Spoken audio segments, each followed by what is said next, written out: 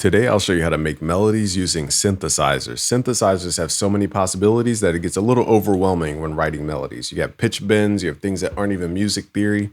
It gets a little complex. So I'm going to show you from scratch how you can think about melodies in a different way. Firstly, we're going to use a sampler to start. This sampler is really good for like just unorthodox sounds. Let's start with keys, for example. Okay, and let's turn this down. Now, firstly, I'm going to start with the chord progression because this creates the vibe. Before we even get to the vibe, let's start at the tempo. Certain tempos have a lot of space in between the notes, and that space adds to the melodic pull. So depending on your genre, let's say we want to write in 93 tempo, which is more like West Coast hip hop. Okay, so let's go to our chord stamp. Let's use really big chords like minor ninth chords. And I use this chord a lot because I'm just trying to show you how simple it is. So let's do a 2-5-1. Okay, you see this a lot because a lot of folks can follow along. Let's do a tritone substitution with the dominant ninth chord. Again, taking that fifth and ninth and altering the chord. And let's go down to a major ninth at the end here. Okay, and then we can spice it up. Let's pull it down an octave. Okay, let's copy this chord over. And at the end, instead of C major, let's do A. And let's just play the minor ninth.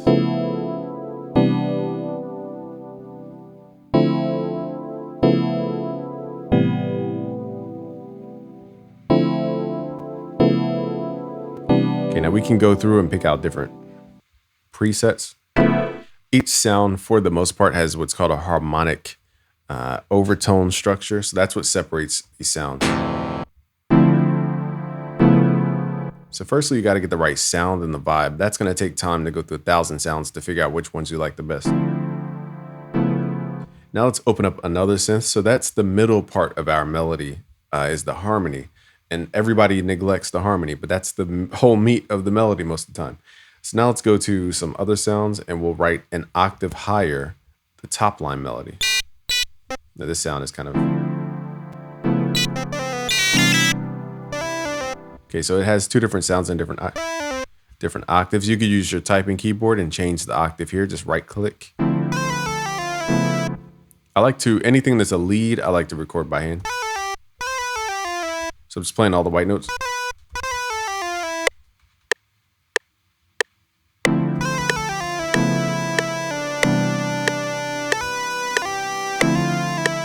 And then I'll just record another take.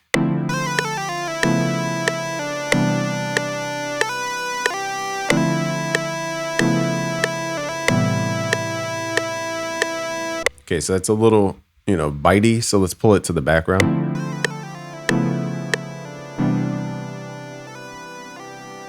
Okay, let's add another kind of playful top line moving element. They call these leads. It's more for R&B or like Yeet style beats where you have leads.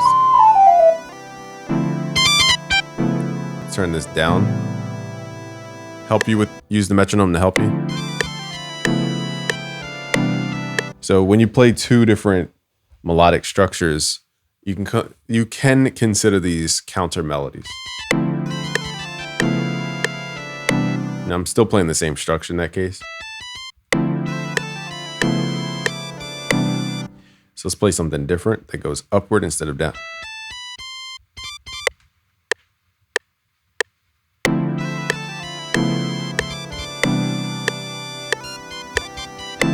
Okay, so I messed up the notes there because my typing keyboard only goes but so far.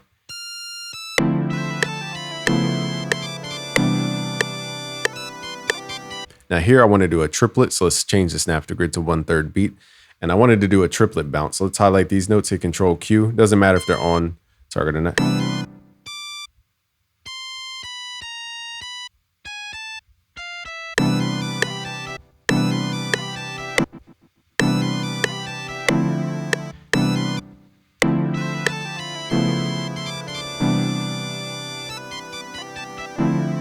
Okay, so that's like a falling thing in triplets. Then we can record the rest. It's really interesting to use your typing keyboard.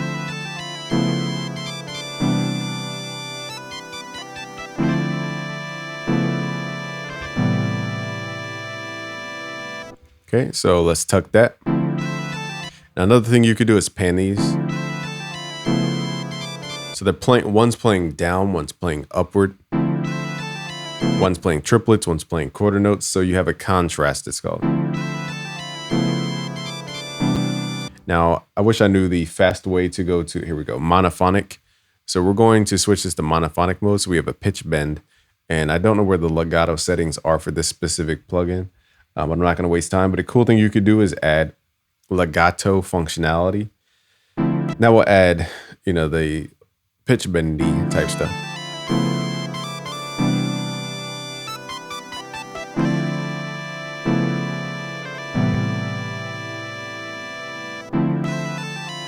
Let's try pulling this chord progression up an octave. See how you lose that energy because it's too bright? Let's start mangling the sound here.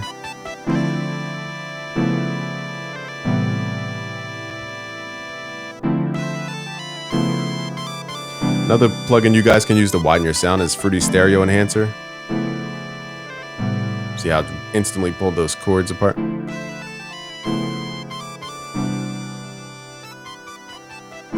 And we didn't even add effects yet. So the melody for the most part is done. I think if you add one more thing, you would overkill this melody because you have two different things doing two different things, and that can cause confusion if you add a third thing. So let's copy these chords, paste them into this. So this is just backing up the chords. Even though it's in a dark octave, it adds that feeling that we need.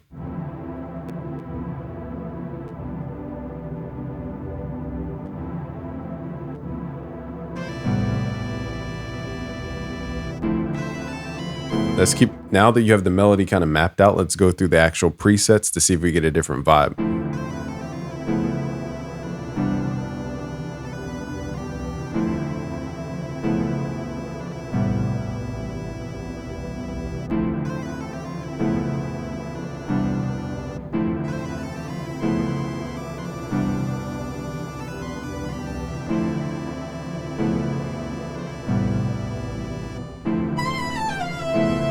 See, this sound feels a little bit better for this vibe.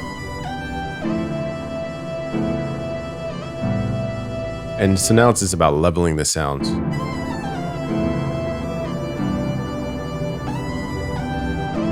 Okay, so now we have everything separated. We can add different effects.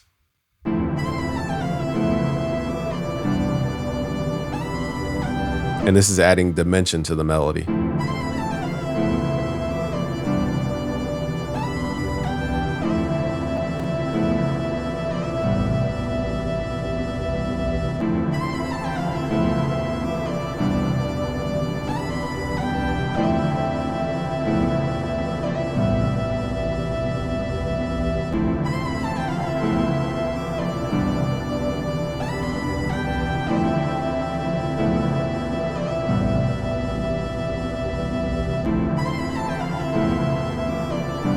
Now in a full melody, you would change up the runs. You wouldn't just play the same thing over and over and over and over and over and over again.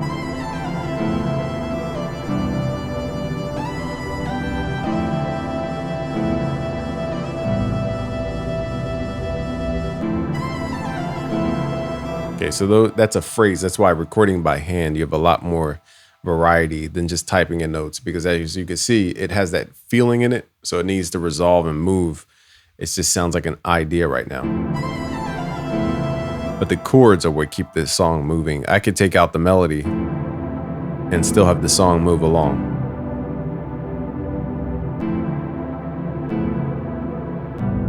And that's why chords are so important.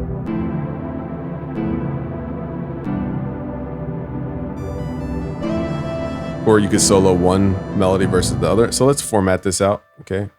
Let's say you wanted to format this and structure it out. Let's clone this and arrange this is the word I'm looking for. Okay, so we have pattern 1, pattern 2. We're going to take away both the melodies. And then over here, we're going to make this unique and only play one melody on the right side. And then we're going to make another one where it only plays the left side. So that's how you would format something like this to spread it out over time. I'll mute my mic so we could have a playthrough.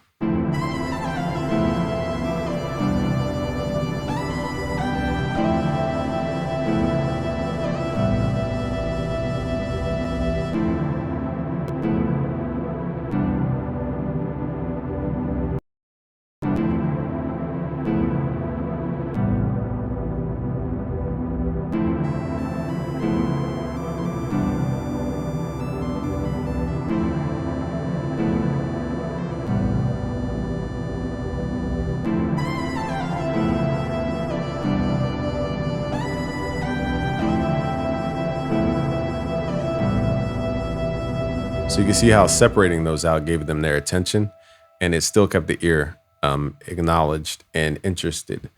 What you can do too is go to the top left, actually go to your patterns tab. We're on pattern 2. You could right click here, go to transpose. You could pull this up 3 semitones or down 3 semitones. Let's just try out different keys.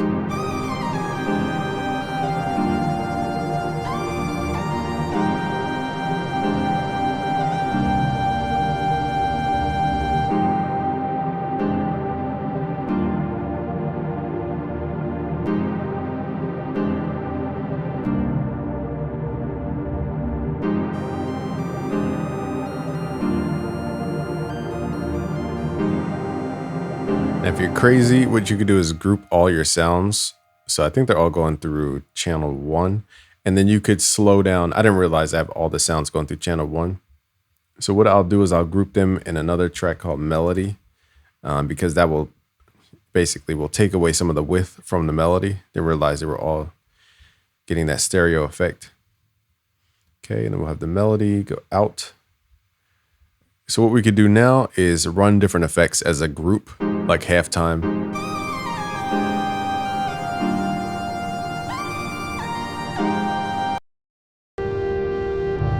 Now what I'm going to do is pitch everything up an octave.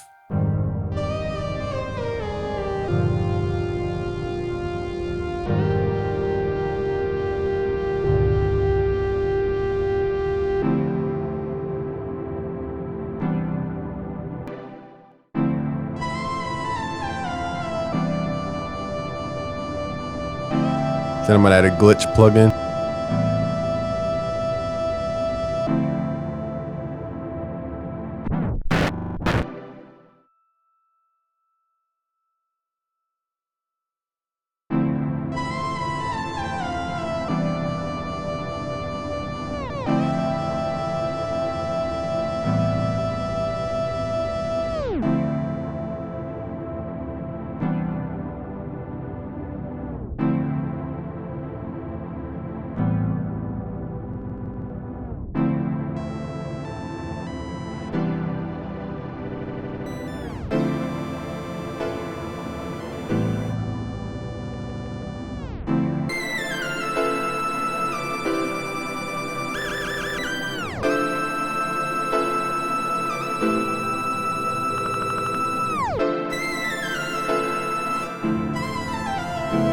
Another thing you could do, and this is the last thing I'll do because I don't want to take up too much time, is let's consolidate this from track start and we'll print it to audio so that we can reverse it. I'm going to pause the video so that we don't have to waste. All right, so now we have it as audio. We can reverse the audio. It's another cool thing you could do. Can't say it will always sound good. Depends on your melody.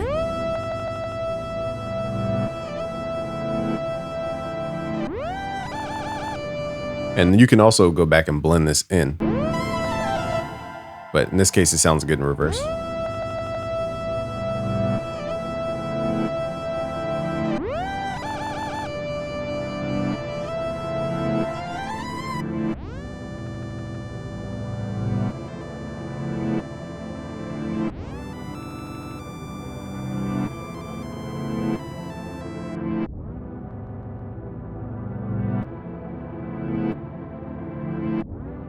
So it sounds really good on the chords specifically and some melodic lines. So that's my video for you on how to make better synth melodies as a beginner in music theory. If you want to learn more, go to busyworksbeats.com/music theory magic. I'll leave a link below. It's our new course on how to write melodies and understand the chords underneath and how to pull that emotion out of your melody.